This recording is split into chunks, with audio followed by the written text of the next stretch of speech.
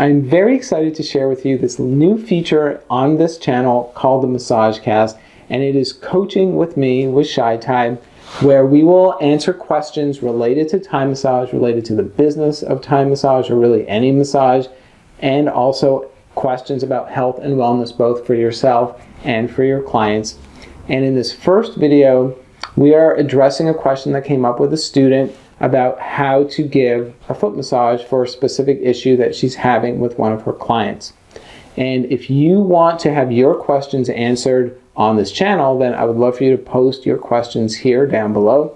And if you are interested in becoming a member of our coaching community, really becoming part of our inner circle, well, that's called Transformational Thai Massage. And there's a link right here where we can meet to have a one-on-one conversation to learn if this is the right fit for you, where you can get all your questions answered to help you succeed in building an amazing practice around Thai massage. All right, now that you know that, let's check out the conversation. All right. Well, good evening, Suzanne. Good evening. Welcome.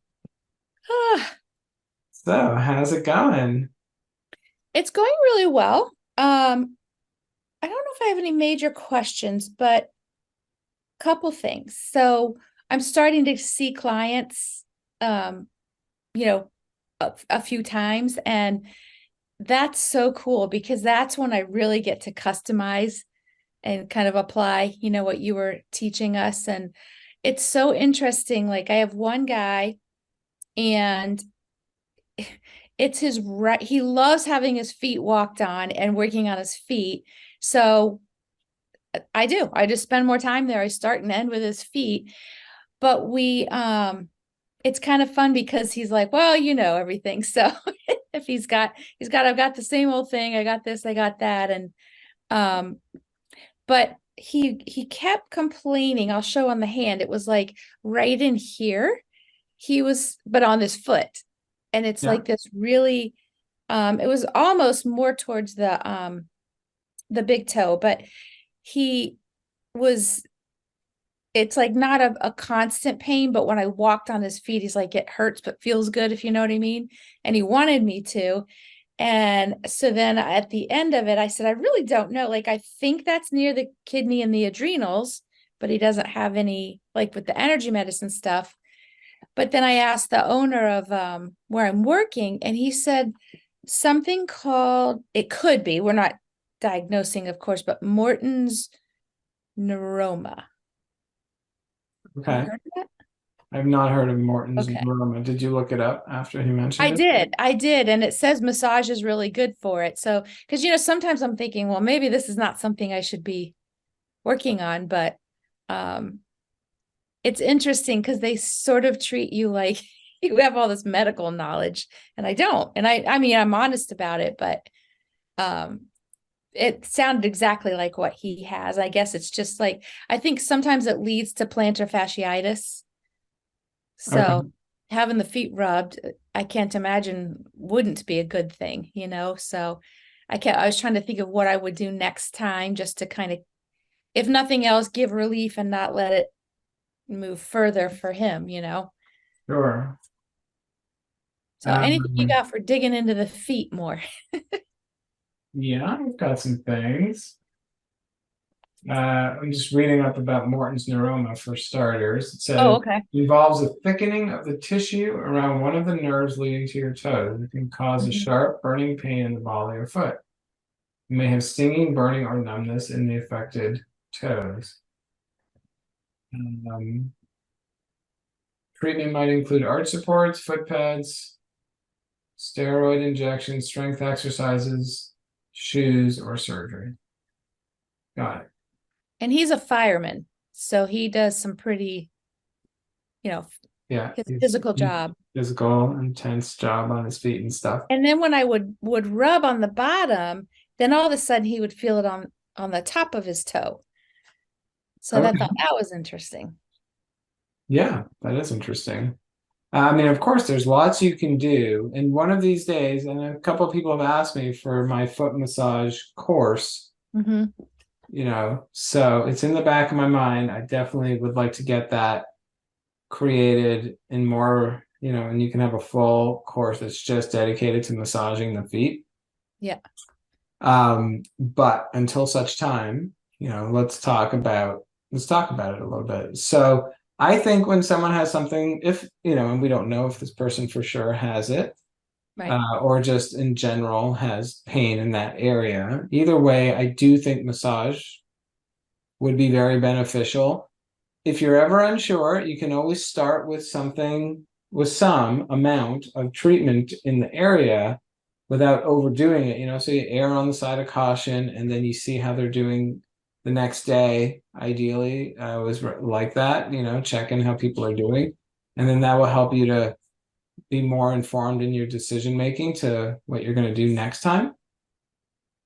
So, but clearly from what you said, when you were pressing, and it's usually a good indicator, at least, to get a sense of like, is this feel good? Is this, in the moment, is it beneficial? For sure. I don't use that as the be all that ends all as far as that kind of knowledge, because sometimes something can feel good in the moment and then doesn't feel good later. And I'm not generally an advocate for that either. So that's why I say, err on the side of caution first. I do think that things like age, stiffness, other issues, all these kinds of things can add into the mix and the formula of deciding like just how deep am I going to go, how much stuff am I going to go on the first time. If you really think the person's got a lot of stuff going on and they don't really take care of themselves very much, then that's often the big clue that says I better go pretty err on that more conservative side even more on this first session, and then gradually go from there and see how it is, versus feeling like I can go pretty deep in this thing when someone is more active, let's say, or knows their body, has more of that ongoing daily relationship with their body and kind of understands their body. And and then maybe you can take the conversation you have with them and use that and maybe be willing to go a little deeper.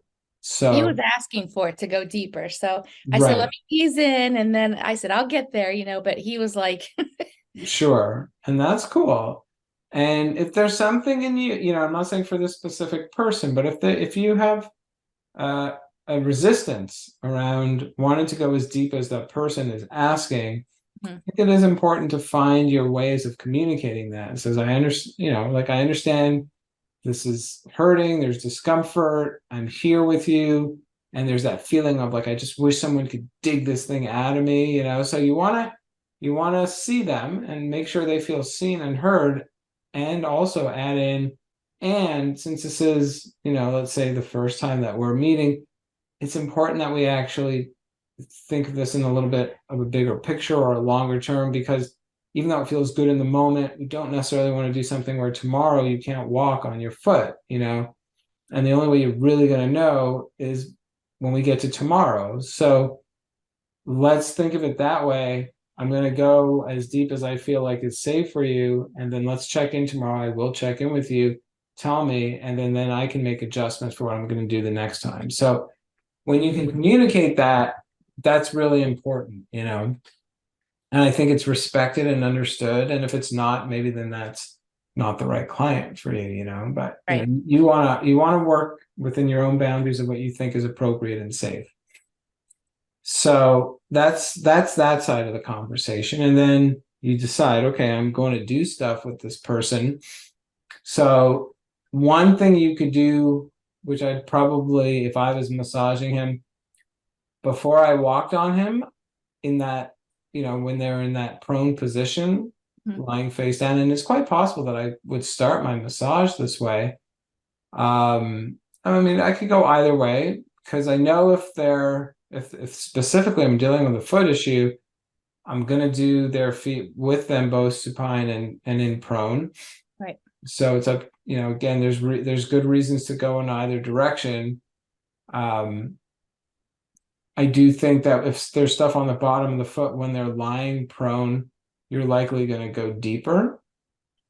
So do you want to start right away with that deeper work, or do you want to more inch your way into it, which is why it could be good to start with supine. But also when they're in supine, you have more availability to do, mobilizations and stretches of the foot and the ankle and the hip and stuff like that.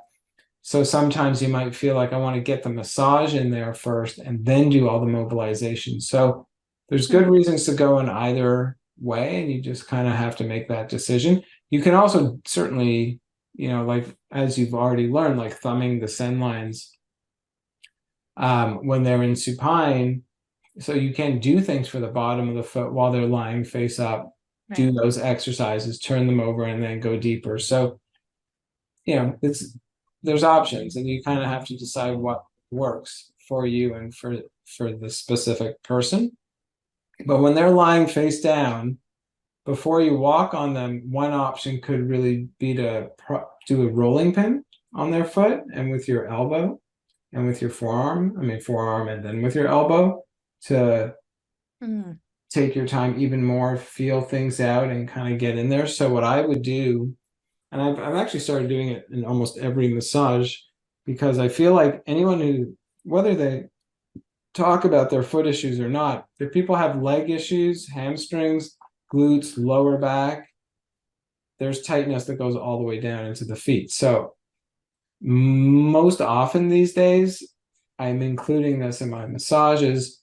So I will sit in an open diamond that's kind of tilted, where my back leg is kind of pointed in, like, you kind of play with it.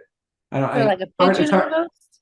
It's up to you. I don't sit in pigeon. I sit in open diamond.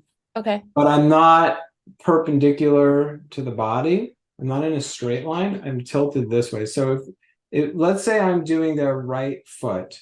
Okay. Okay. So my open diamond is such that my left knee is towards their foot and my right knee is towards their knee, But I will pivot myself so that I'm not in a straight line. My left knee would be more forward and my right knee would be more back, kind of thing. And I'm going to prop pillows, one or two, and often it's two, on my left lap so that I raise their foot up, because it's just more comfortable for me. And then I can just lean in and start massaging their foot with my, circles, kneading, rolling, and then elbowing in. And I can feel all kinds of places that way. Okay. So there's that. You also have your massage stick, which I think you do massage stick. So you can get in there with a lot of precision with the stick. And basically you think of your stick as a replacement of your thumb. So if you were using your thumb, how would you use your thumb to get into all the spots around that padding around his big toe? It's like and that's what you do with the stick. So probably start with the head of the stick first and circle your way in and dig your way in and have him, this person likes the deep stuff. He'll probably be going, oh, ow, that feels so good. Don't stop. You're really figuring it out. It's like, and I would start like that. And then optionally, especially with a man, maybe with a bigger foot and more padding, you might use the tail side of the stick as well to get in there. And especially if you feel any crunchy spots or knots or tight areas, you can also roll on the foot with your stick. So all of that starts to become a very complete treatment. And again, you can do the stuff with the stick with the person lying face up or face down. It's kind of up to you. Yeah. And if you look at the Table Thai course, which you already have access to, you will see massage stick work with person's on the table, but you can do it on the mat as well. And in that case, the person is face down, is prone. Yeah. So some of the things, it's not laid out there quite like I'm describing it, but that's okay. It's there for you. You can definitely see it there, and it'll give you some more ideas. And you'll see other techniques that you can do with the stick on the foot with them being prone, and you can add those things in as well. So whether you keep the foot on the pillow on your lap or just probably still on a pillow to give it a little more height, and then you just position yourself behind the foot and do some of those techniques on the foot. You can do that as well. Okay. So there's a lot of stuff in that video, in that course, where you can just take it and adapt it. Instead of doing it on the table, do it on the mat. I think you're doing it on the mat by the Yeah. I Yeah. understand. So you can do it like that. Okay. Yeah. So all of that can very, and then at the very end, probably of a prone treatment, then sure, if you want to walk on their feet as well, then I would add in the walking and get in there even more. Why not? First, in a case like this, I would say it's probably going to be beneficial. And then with them supine, I would say in all likelihood that's when it opens up to do more of the mobilizations, the circle, foot and ankle rotation and palming the insteps and foot Right. fold and circles and all of that kind of stuff will be very helpful to just get energy flowing, and then continuing up the leg, continuing doing some line work up the legs and stuff. At the end of the day, when someone has, whether it's an official diagnosis like that term that you mentioned or something else, it's circulation, it's movement. If we can promote that, then I think that's very helpful to just stimulate all kinds of good stuff in the feet. Okay. Wouldn't surprise me if his issues go all the way up into his hip and to his back. So all of that stuff is also still probably really good. You think if he's a fireman and he's built, he's a smaller guy, but he's stocky. Yeah, and strong, and like even his calves are like, they used to say bowling ball calves, like, what I mean? So, but he's very open to stuff, and but he's always like, the more he gets a 90-minute, which is great because that gives me more time to spend on the feet. You know what I mean? Good. Yeah. I mean, the other thing that you could use if you have one or if you want to get one is a massage gun. We do have them there. Nice. So you can use that as well. That's a good idea. On his calves and on his feet. Okay. On the calves, I would probably use it depends. He's a fireman, but still, probably the round, softer ball like this. Okay. And on the feet, depending, might start with this or just go straight to like the pointed one to get into those areas. I mean, a lot of the things I just described that you might do with the stick to dig in, basically you could do with the massage gun. Okay. And if you haven't used them before, just use it on yourself, get a feel for it, and that will help you. Yeah, we personally have one, but it's not that one. It's like I don't even know what it's called, but it's bigger. Yeah. It's like Yeah. And that's the more popular kind. People generally get these big ones. I like the small ones. I feel like they're lighter, they're easier on my hands to hold. Right. And you don't need the speed that the big ones go. I mean, Right. the highest speed, I literally almost never, on myself, I use the highest speed of this, but on clients, I usually don't. I go to 75% max, and most of the time, the too low, like it has 4 speeds. And I'm most of the time on the lightest and on the middle speed for people. Okay. And that's plenty good enough for people. So, yeah, but work with what you have. There's no point in getting a new one or anything, but at the same time, you don't think where I'm need to working, go to they the have your kind. fastest speed. What? I'm sorry.